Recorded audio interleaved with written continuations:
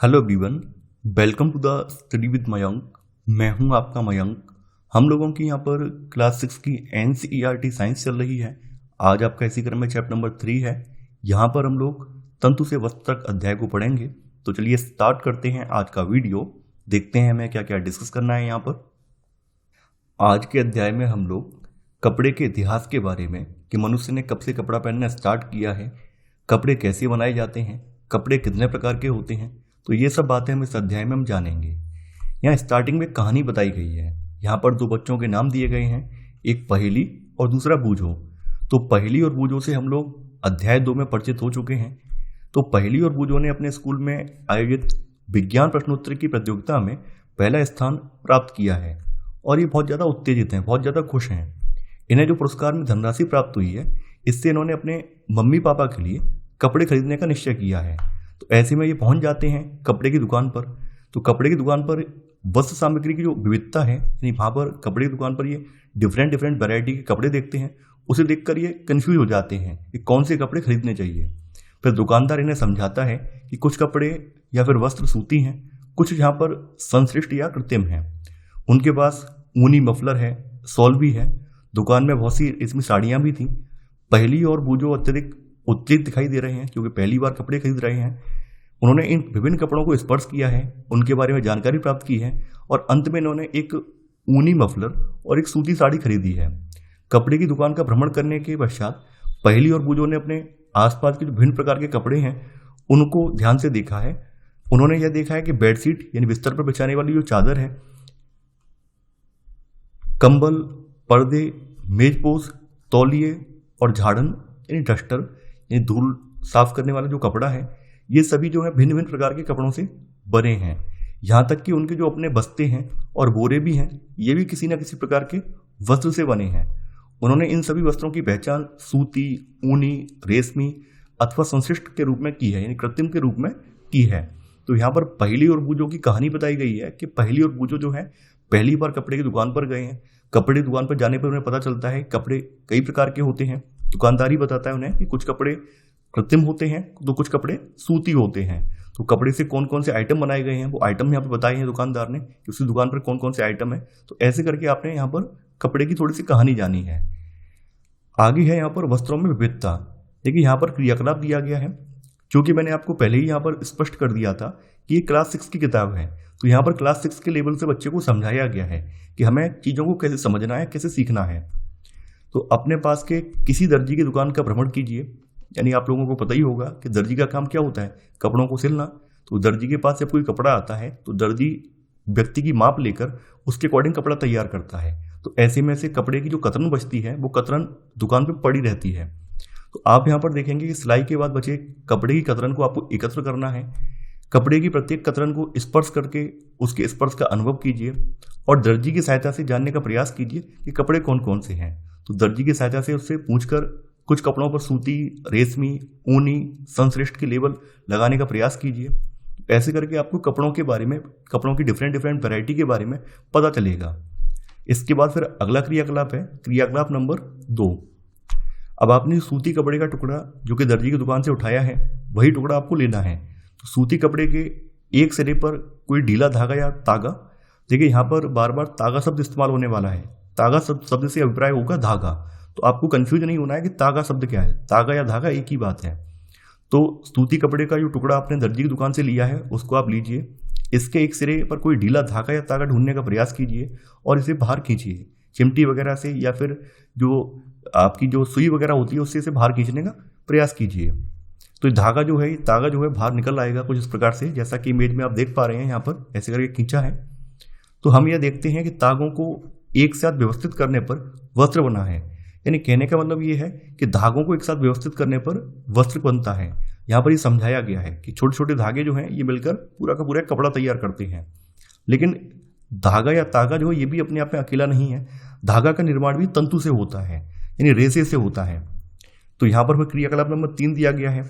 3 में समझाने का प्रयास किया गया है कि किसी सूती कपड़े के टुकड़े से कोई तागा बाहर निकालिए।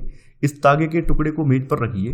इस तागे के टुकड़े के एक सिरे को अपने अंगूठे से दबाइए और तागे के दूसरे सिरे को उसकी लंबाई के अनुसार, जैसे यहाँ पे चित्र में दिखाया गया है, कुछ इस प्रकार से आपको खींचना है। ठीक है, जैसे आप खींचेंगे तो क्या होगा, यहाँ पर एंड में आप देखेंगे तागा जो है विखंडित हो गया है, तागा जो है पतली लड़ियों में विखंडित हो जाता है। यानी कहने का मतलब ये है कि जो धागा है वो भी रेशों से बनता है। तो यहाँ पर वही कहानी बताई गई है, कैसे कैसे आगे कपड़े की जो प्रोसेस है कैसे आगे बढ़ती है, कैसे फाइनली कपड़ा बनता है, वो कहानी यहाँ पे समझाने का प्रयास किया गया है। अब जैसे यहाँ बताया गया है कि सुई में तागे को पिरोने का प्रयास करते समय भी आपने ऐसा ही परीक्षण किया होगा। कई बार तागे का यह सिरा कुछ पतली लड़ियों में पृथक हो जाता है, यानी तागे का जो अगला सिरा होता है कई बार छोटी छोटी पतली सी लड़ियों में पृथक हो जाता है। तागे की ये दिखाई देने वाली पतली लड़ियां भी और अधिक पतली लड़ियों से मिलकर बनी होती हैं, जिन्हें तंतु कहते हैं। तो यहाँ पर फाइनली बात निकल कर आती है, जो कपड़े की सबसे छोटी इकाई होती है वो तंतु या रेशा होती है। तो तंतु या रेशा से क्या बनता है, धागा बनता है, और धागे से फाइनली क्या बनता है, कपड़ा बनता है। तो ये प्रोसेस है।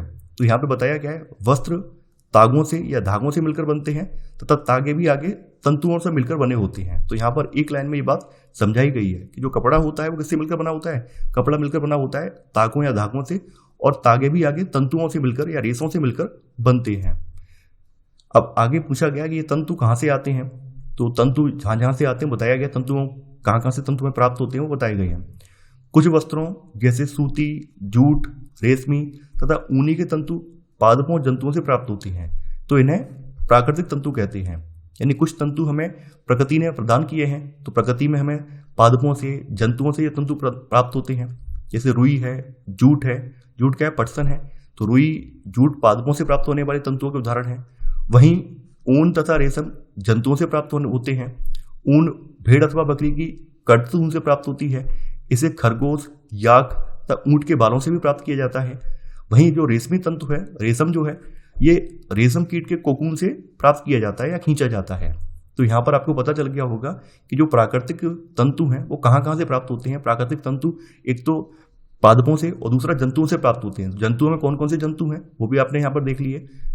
इसके बाद बात आती है कृत्रिम या संश्लिष्ट तंतुओं की।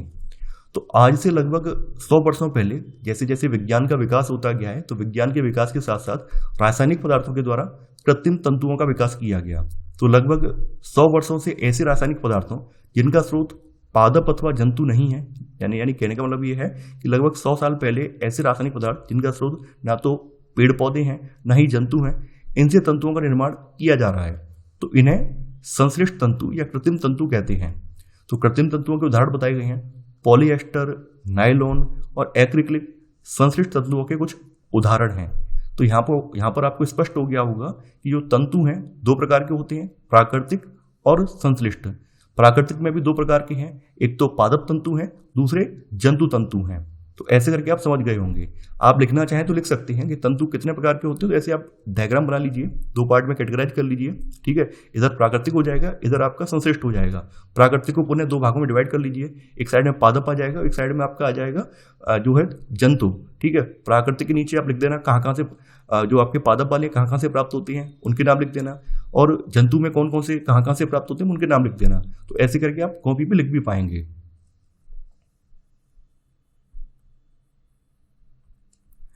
अब यहाँ पर कुछ पादप तंतु जो हैं उनके बारे में बताया गया है, जैसे रुई। तो देखिए रुई के लिए यहाँ पर उदाहरण दिया गया है तेल के लैंपों का। हालांकि आज की जो जनरेशन है, आज की जनरेशन ने तेल की लैंप वगैरह, डिबरी वगैरह या डिब्बी वगैरह नहीं देखी होगी। ये सब चीज़ें हमारे टाइम में थी, हमने देखी थी, क्योंकि आज की जनरेशन में लाइट के अच्छे खासे साधन हैं। और अब तो घर घर में मोबाइल है, मोबाइल में फ्लैश लाइट है। इसके अलावा लोगों ने इन्वर्टर लगा लिए हैं। आज से लगभग 15-20 साल पहले या फिर आज भी भारत के जो ग्रामीण परिवेश हैं वहाँ पर तेल के लैंप और डिबरी चलती है। तो तेल के लैंपों की जो बत्तियाँ होती हैं वो रुई से या कपड़े से बनाई जाती हैं। तो यहाँ पर वही बताया गया है कि रुई का उपयोग क्या होता है। रुई का उपयोग गद्दों में, रजाइयों में अथवा तकियों में भी किया जाता है। तो रुई की आपको यहाँ पर रुई को भी देखना है कि रुई कैसे बनती है, रुई के अंदर क्या क्या होता है। तो कुछ रुई लीजिए, इसे खींचकर पृथक कीजिए और इसके किनारों को ध्यान से देखिए। आपने क्या परीक्षण किया, यानी आपने क्या ऑब्जर्व किया कि ये छोटी पतली लड़ियाँ कपास तंतुओं से बनी हैं। यानी रुई की जो छोटी पतली लड़ियाँ होती हैं वो किनसे बनती हैं, कपास के तंतुओं से मिलकर बनती हैं।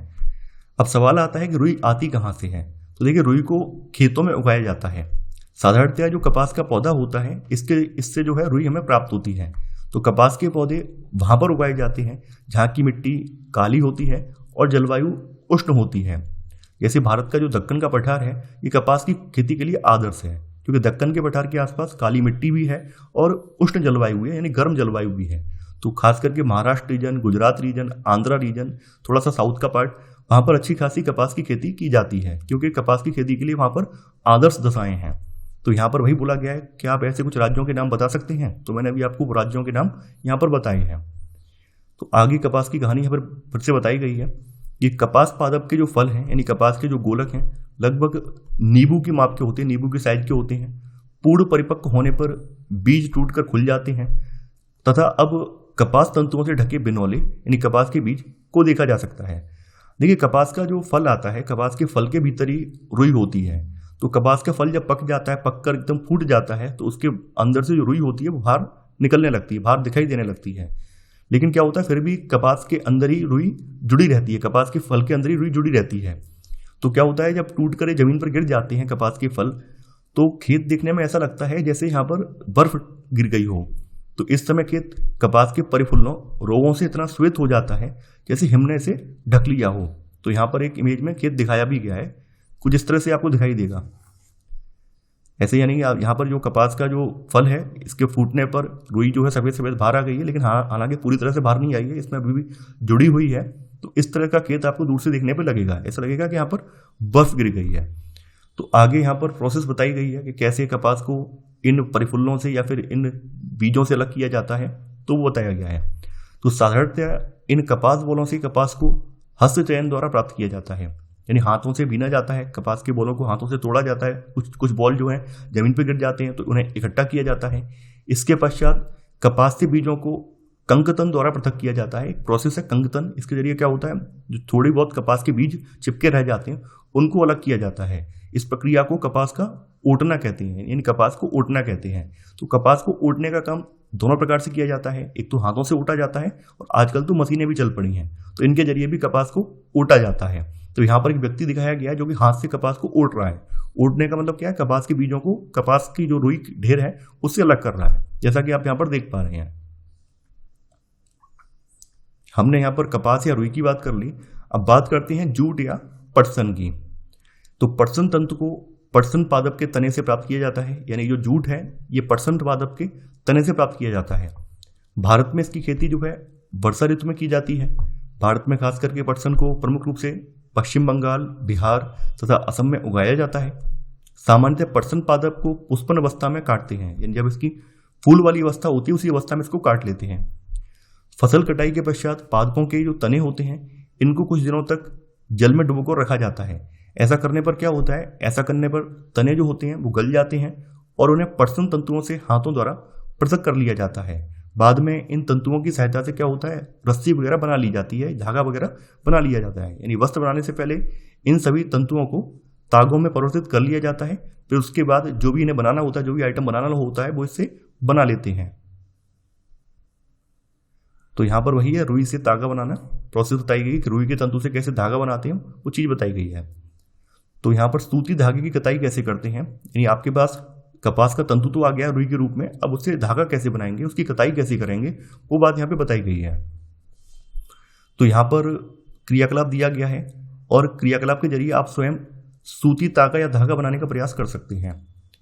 तो यहाँ पर क्रियाकलाप के जरिए समझाने का प्रयास किया गया है कि कैसे आप कपास के तंतु से आप स्वयं भी धागा बना सकते हैं।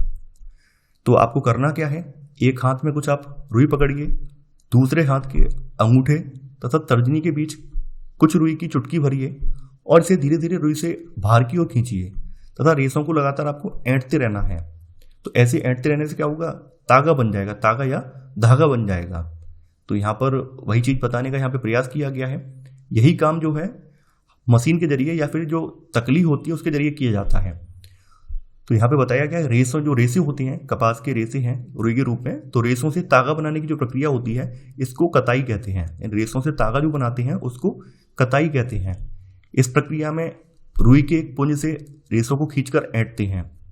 तो ऐसा करने से क्या होता है, रेसे पास पास आ जाते हैं और तागा या धागा बन जाता है। कताई करने की एक सरल युक्ति हस्त तकुआ का उपयोग किया जाता है। हस्त तकुआ का मतलब क्या है, तकली होती है, तकलियां होती हैं जिनके जरिए इस तागा को बनाया जाता है या इकट्ठा किया जाता है। तो हाथ से प्रचालित कताई में उपयोग होने वाला एक अन्य युक्ति चरखा है। तो चरखे में तकलियां लगी होती हैं, तो चरखे को जब घुमाते हैं तो तकली में धागा बनता जाता है। ठीक है, तो चरखे के उपयोग को राष्ट्रपिता महात्मा गांधी ने स्वतंत्रता आंदोलन के पक्ष के रूप में लोकप्रियता प्रदान की थी। गांधी जी ने लोगों को हाथ से कते तागों से बुने वस्त्रों को पहनने और ब्रिटेन की जो मिलों में बना कपड़ा है, आयातित कपड़ा है, उसको बहिष्कार करने में प्रोत्साहन किया था। यानी चरखा जो है हमारी आज़ादी के आंदोलन के प्रतीक के रूप में उभरा था। इसको लोकप्रिय बनाने में महात्मा गांधी ने अहम भूमिका निभाई। तो ये बात यहाँ पे बताई गई है। देखिए चरखा आप यहाँ पर इमेज में देख पा रहे हैं, एक लड़की जो है चरखे पर सूत काट रही है।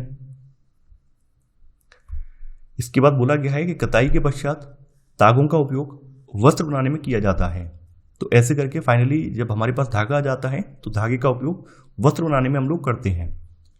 तो जैसे कपास की जो प्रोसेस है, कपास की प्रोसेस में एक बार फिर से मैं आपको रिवाइज कर रहा हूँ, रिपीट कर रहा हूँ ताकि चीज़ें आपको अच्छे से याद हो जाएं। कपास की प्रोसेस में क्या होता है, जो कपास के जो बीज होते हैं, बीज फूट जाते हैं, उनको एकत्रित किया जाता है। एकत्रित करने के उपरांत क्या करते हैं, कपास को ऊटा जाता है।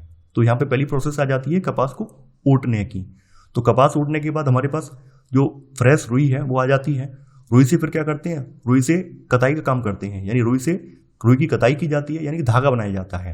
यानी पहले ऊटना, ऊटने के बाद कताई, कताई से मतलब धागा बनाते हैं और धागे से फिर क्या बनता है, वस्त्र बनता है। तो ये प्रोसेस है, इस प्रोसेस को आपको याद रखना है। अक्सर एग्जाम में ये प्रोसेस पूछ ली जाती है। तो आगे यहाँ पर तागे से वस्त्र बनाने की जो प्रक्रिया है वो बताई गई है। तो तागे से वस्त्र बनाने की कई विधियां हैं। इनमें दो प्रमुख विधियां बुनाई और बंधाई हैं। यानी एक विधि बुनाई है और दूसरी विधि बंधाई है। तो दोनों विधि हम यहाँ पर देखेंगे कि बुनाई में क्या होता है और बंधाई में क्या होता है। तो यहाँ पर बुनाई के बारे में बताया गया है। बोला गया है कि तागों के दो सेटों को आपस में व्यवस्थित करके वस्त्र बनाने की जो प्रक्रिया है इसको बुनाई कहते हैं। यानी धागों के दो सेटों को व्यवस्थित करके जो वस्त्र बुनने की जो प्रक्रिया होती है इसको बुनाई या वीविंग कहते हैं। तो यहाँ पर एक क्रियाकलाप दिया गया है।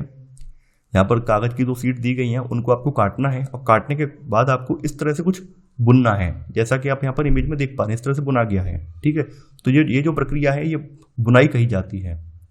अब आगे बोला गया है कि इस तरह की जो बुनाई है खास करके करघों पर की जाती है। करघे या तो हाथ से चलाई जाती हैं, हस्त प्रचालित होते हैं, या फिर विद्युत प्रचालित होते हैं। तो वस्त्रों की बुनाई करघों पर की जाती है। करघे या तो हस्त प्रचालित होते हैं अथवा विद्युत प्रचालित, दोनों प्रकार के हो सकते हैं। तो बुनाई के बाद अब आ जाती है आपकी बंधाई। यानी ये भी एक विशेष प्रकार की बुनाई है। जैसे स्वेटर आपने देखा होगा, मोजे देखे होंगे। इसमें क्या होता है, एकल धागा जो होता है उसका प्रयोग करके पूरा का पूरा वस्त्र तैयार किया जाता है। भाई स्वेटर वगैरह में धागे के दो सेट तैयार नहीं होते, दो सेट मिलाकर नहीं बनाते हैं, बल्कि एक ही धागे से पूरा का पूरा स्वेटर तैयार किया जाता है। आपने देखा होगा। यानी इसकी बुनाई जो है, इसकी बुनाई में किसी एकल धागे का उपयोग वस्त्र के एक टुकड़े को बनाने में किया जाता है। जैसे यहाँ पर उदाहरण भी दिया गया है कि आपने कभी किसी फटे हुए मोजे के किसी धागे को खींच कर देखा है। अगर आप ऐसा करते हैं तो आप देखते हैं एकल धागा जो है लगातार खिंचता चला आता है और वस्त्र उधड़ता जाता है। यानी क्योंकि यहाँ पर एक ही धागा होता है, तो एक धागा होने की वजह से क्या होता है कि जैसे ही अगर कोई एक रेशा आपको मिल जाएगा, एक रेशा खींचना स्टार्ट करेंगे तो पूरा का पूरा वस्त्र खुल जाता है।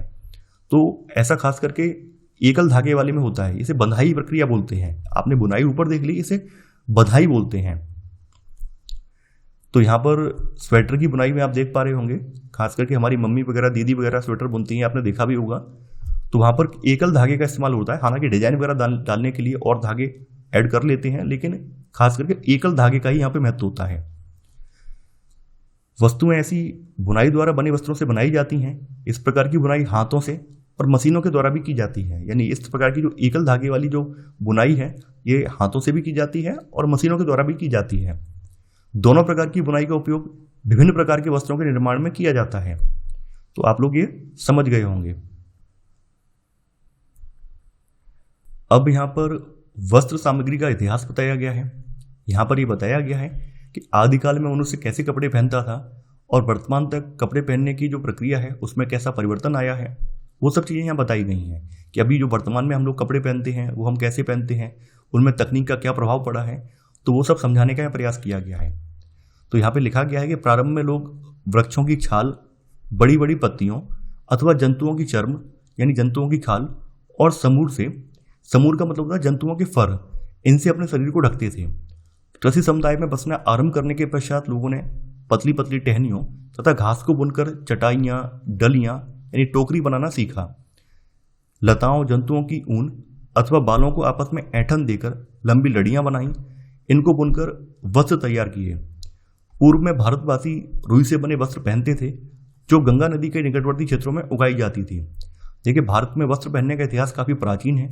अगर हम सिंधु घाटी सभ्यता को उठाकर देखते हैं तो आपने पढ़ा होगा सिंधु घाटी सभ्यता में भी कपास के साक्ष्य देखने को मिलते हैं, यानी सिंधु घाटी सभ्यता के लोग भी कपड़े पहनते थे। आगे यहाँ पर एक महत्वपूर्ण जानकारी दी गई है कि फ्लैक्स भी एक पादप है जिससे प्राकृतिक तंतु प्राप्त होता है।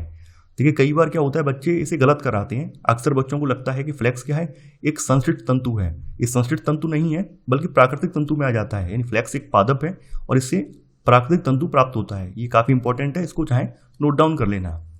आगे यहाँ पर प्राचीन मिस्र के बारे में बताया गया है कि प्राचीन मिस्र में वस्त्रों का इतिहास कह रहा है।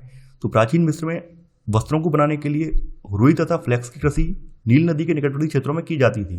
यानी आगे फिर बताया गया कि जो मिस्र देश है, इजिप्ट है, तो यहाँ पर वस्त्रों को बनाने के लिए रुई यानी कपास और फ्लैक्स की कृषि नील नदी के जो निकटवर्ती क्षेत्र हैं इनमें की जाती थी। उन दिनों में लोगों को सिलाई करना नहीं आता था, तो उस समय लोग अपने शरीर के विभिन्न भागों को वस्त्रों से आच्छादित कर लेते थे, यानी वस्त्रों से कवर्ड कर लेते थे। जैसे साड़ी है या फिर आपने देखा होगा धोती वगैरह जो होती है, साड़ी धोती, इनसे क्या करते हैं, हम शरीर को ढक लेते हैं, कवर कर लेते हैं।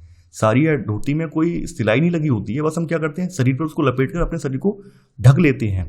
तो उस समय लोग इसी तरह के कपड़े पहनते थे, क्योंकि उस समय सिलाई वगैरह का आविष्कार नहीं हुआ था, आज की तरह सिलाई मशीनें नहीं थी। तो लोग क्या करते थे, कपड़ों को अपने शरीर पर लपेट लेते थे, उससे अपने आप को आच्छादित कर लेते थे।